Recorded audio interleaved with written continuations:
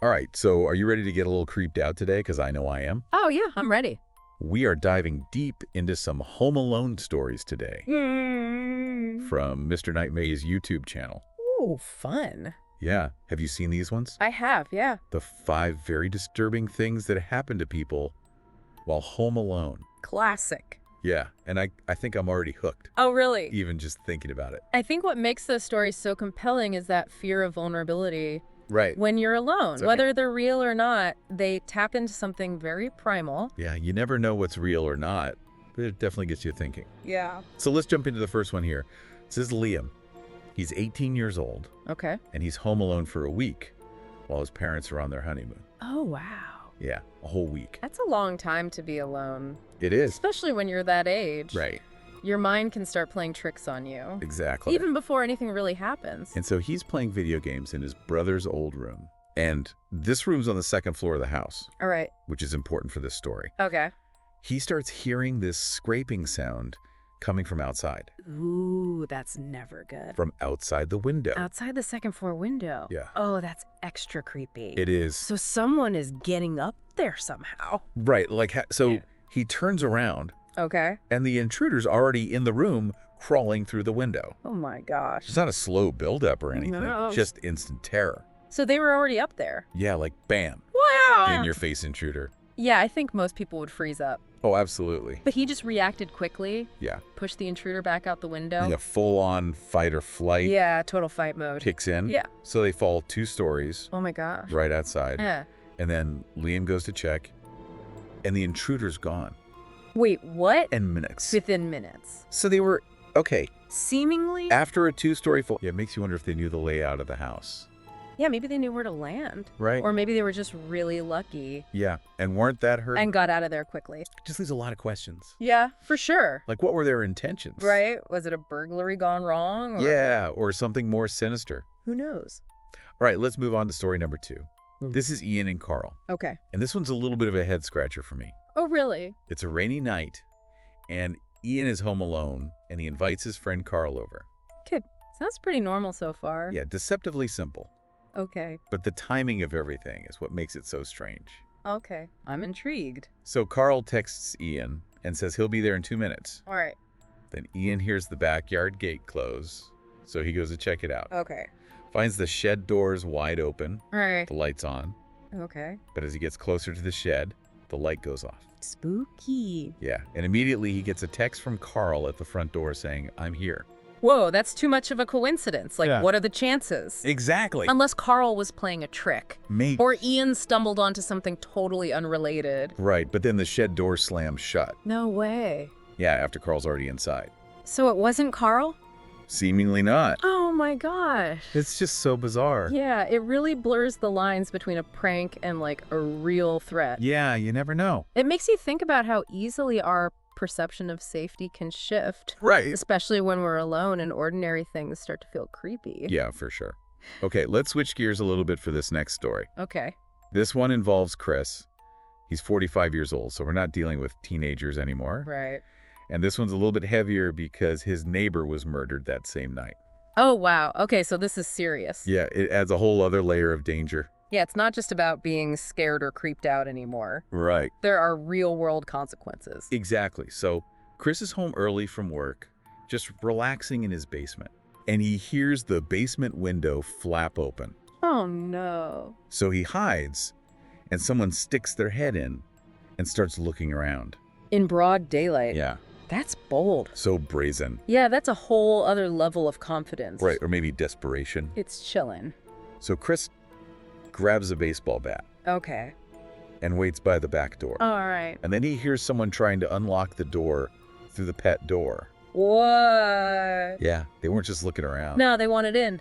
Yeah, they wanted it in the house. This is getting scary. So Chris swings the bat and hits them, and they take off running. Oh. And here's the horrifying part. That same night, his neighbor is found murdered, Oh, no. jabbed in the back of the head. During a robbery. Yeah, I mean, you can't say for sure it was the same person, right. but the timing and the methods, Too similar. too similar to ignore. Chris might have just avoided becoming a victim himself.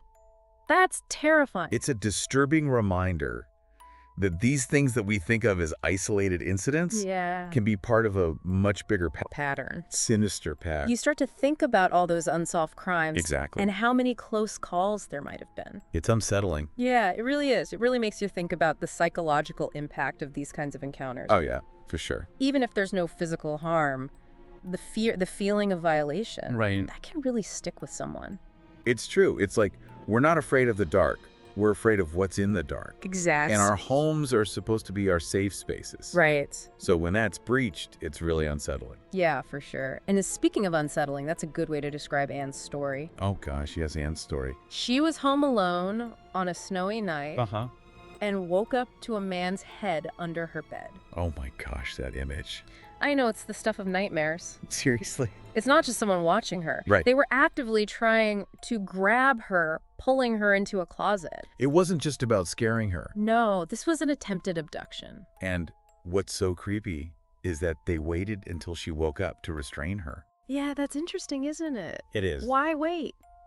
Right. Maybe they were inexperienced. Yeah. Panicking. Or maybe they wanted her to be aware Ooh. of what was happening. To instill more fear? But then wouldn't she scream That's a good... and alert the neighbors? Yeah, you'd think abductors wouldn't want to draw attention to themselves. Exactly. It seems counterintuitive. Maybe they were counting on the snowstorm Oh, yeah. to muffle the sound. Or maybe, like Mr. Nightmare suggests, they were just incompetent. Could be just making bad decisions on the spot. So they carry her outside towards their car. Okay. But then as they're carrying her out, Yeah. this group of teenagers on bikes rides by. No way. Yeah, and witnesses the whole thing. Wow. Talk about being in the right place in the right time. Right. Those teenagers probably saved her life. It's almost like fate intervened. Yeah, and it really highlights the importance of community, Yes. of looking out for each other. It's a good reminder that sometimes just ordinary actions, like kids riding their bikes, Can have extraordinary consequences. you have to wonder how many times something like that has happened. Right. But there was no one there to intervene. That's a scary thought. It is. It makes you wonder if these kinds of unsettling events are more common than we realize. Maybe they are. But they often go unreported, Right. or they're quickly forgotten. Which brings us back to these Mr. Nightmare videos. Yeah. He presents them as entertainment, Uh-huh. but I think there's a really valuable message there. I agree. It encourages us to think critically about our own safety, Yeah. to be aware of those vulnerabilities in our everyday lives. Exactly. You don't have to live in fear, Right. but it's good to be prepared. Yeah. Okay, last story for this part of our deep dive. Okay, hit me with it. Gerber and the persistent stranger at his window. Ooh, that sounds creepy. This one really plays on that fear of the unknown. It's not just about physical danger, it's about that feeling of being watched, Yeah, that something's just off. so it's a stormy night, and Gerber hears something hit his window. Oh no. And at first he thinks it's just the weather, Right. but then another thud. Oh. And he looks outside, and there's this man standing there, Oh gosh. staring right at him through the pouring rain. Imagine that feeling I know. of vulnerability just trapped inside. While someone's lurking outside. It's a primal fear. It is. That fear of the outsider. So he closes the blinds, Okay. but the stranger throws something else at the window. So it's intentional. Yeah, this is not just a casual glance. No, this is harassment. And it makes you wonder, what's the motivation? Yeah, what does this person want? Is it a prank You've taken too far. or something more sinister? Exactly. We're left to fill in the blanks. Which is even more unsettling. It is. So when Garber asks the guy what he wants, Yeah. he gets this cryptic reply, "Come outside. I want to show you something." Ooh, that's creepy. That's vague, Uh-huh. creepy, Yeah. open to all sorts of interpretations. Classic manipulation. Yeah, it's designed to break down barriers, To prey on that curiosity. right? That desire to understand. Exactly. So Garber calls the police. Good. But by the time he checks again, the stranger is gone. Vanished without a trace. It's like he was never even there. That's what makes it so unnerving. It is. That lack of closure. Yeah. The unanswered question. You're just left wondering, Exactly. is it all just a bad dream? Or was there a real threat? It makes you question your own perception of reality. It does. It's a good reminder that sometimes the most disturbing thing Yeah. are the ones we can't explain. The ones that make us go, what if? Exactly. It reminds us that even in the safety of our own homes, Right. there are still mysteries. And potential dangers. lurking just beyond our understanding. We've covered some seriously creepy stories today. We have. And it's easy to get caught up in the fear. Yeah, definitely. But I think it's important to remember that we have the power to take control of our own safety. I completely agree. It's not about living in a constant state of paranoia. No. It's about being aware and taking practical steps. Right. To minimize risks. Exactly. Mm. So, what can our listeners do to feel more secure in their homes? Well, for starters, the basics are really important. Okay. Making sure doors and windows are locked, having good exterior lighting, Right. trimming back any overgrown bushes. Oh, yeah. Things like that can make a big difference. They can. And they're easy to do. Exactly. It's amazing how often we overlook the simple stuff. Absolutely. And then beyond the physical security of the house, Okay. there's technology, Right. home security systems, Yeah. cameras, remote Wow. monitoring. It's almost like having an extra set of eyes and ears, Exactly. even when you're not home. Exactly. And it's becoming more and more affordable, That's true. user-friendly. It used to be something that you thought of as like for wealthy people Right. or like large properties. Right. But it's really accessible now. Yeah, to pretty much anyone. And even if you don't want to invest in a full system, there are DIY options. Lots of them. Smart doorbells, Yeah. motion sensor lights. All sorts of things. Technology can be a really powerful ally in home security. It really can be. Speaking of allies, let's not forget about the power of community. Oh, yeah. Getting to know your neighbors, looking out for each other, Absolutely. reporting any suspicious activity. Right. Being aware of your surroundings. It's like we've come full circle. We have. We started with these individual stories Yeah. of these unsettling encounters, Right. and now we're talking about community. The collective power of community. Exactly. It's a Yeah. good reminder that we're not alone in this. No, we're not.